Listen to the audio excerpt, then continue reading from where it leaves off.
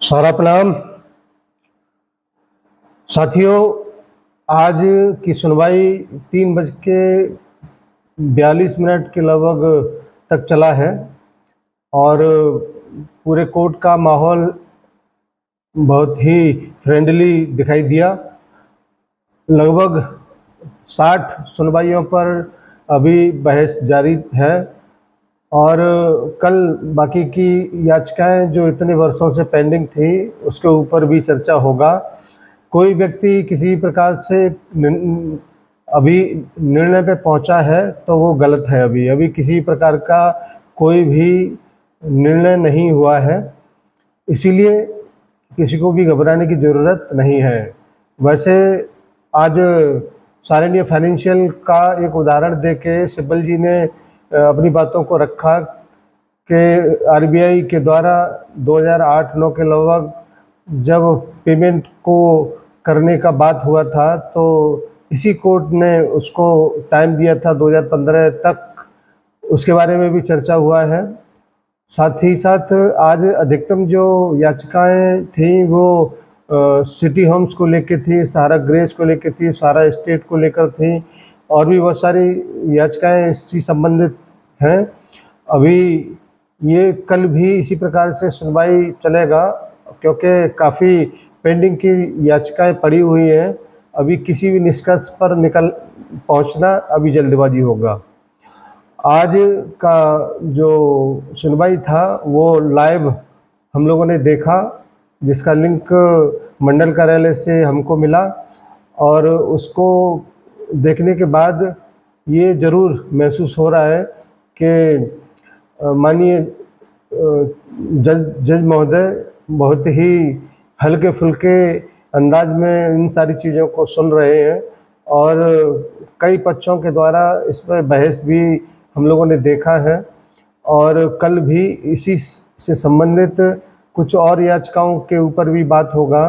Final decision या किसी भी निष्कर्ष पर निकलना अभी उचित नहीं होगा क्योंकि हमने आपको पहले ही भी ये बताया था कि आने वाले जो सुनवाई होगा 3, 4, 5 का, उसमें सेबी को भी फटकार लग सकता है, सहारा को भी लग सकता है और सरकार को भी लग सकता है। तो कुछ ऐसी चीज़ें आपके समक्ष जरूर आएंगी, इससे आप लोगों को विचलित होने की ज़रूरत नहीं है क्योंकि अभी सुनवाई की शुरुआत है और शुरुआत में ही किसी निष्कर्ष पर जाना अच्छी बात नहीं है। अभी बहुत कार्रवाई बाकी है, किसी भी तरीके की आशंकाओं को खारिज किया जा सकता है और जब फाइनल पड़ाव पर हम सब लोग होंगे तब ज़रूर सारी बातों को समझना, सारी बातों के बारे में जानना ज़रूरी होगा। हम लोग लगातार सुनवाई के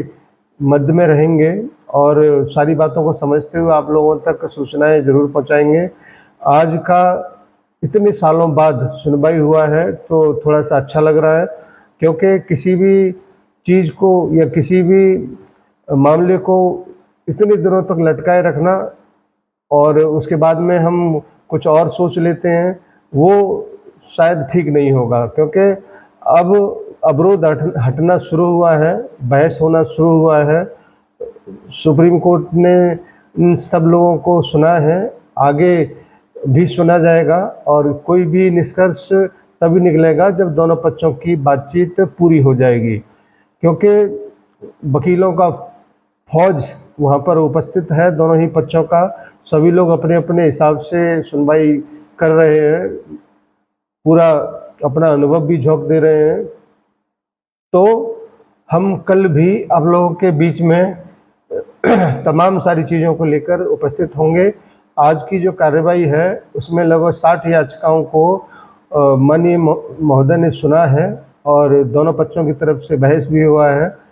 तो अच्छा बात है, अच्छी खबर है आप लोगों के लिए कि कम से कम कोई चीज़, जो कोई मामला इतने सालों से पेंडिंग था, उसको सुना गया। अब देखते हैं कल क्या होता है। कल भी हम लोग मीटिंग से जुड़ेंगे, सुनवाई से जुड़ेंगे और कल भी हम लोग आपको इससे संबंधित सूचनाओं को अपडेट करेंगे।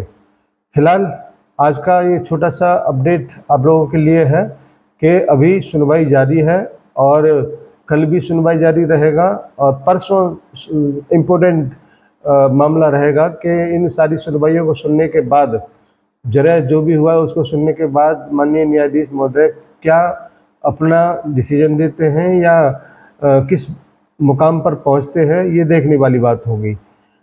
बहरहाल आज से कुछ शुरू हुआ तो अच्छा ही होगा, इसलिए किसी को घबराने की ज़रूरत नहीं है। धन्यवाद आज की इस छोटी सी मीटिंग के लिए। आप सभी को सादर सारा प्रणाम। सरकार से मांग है।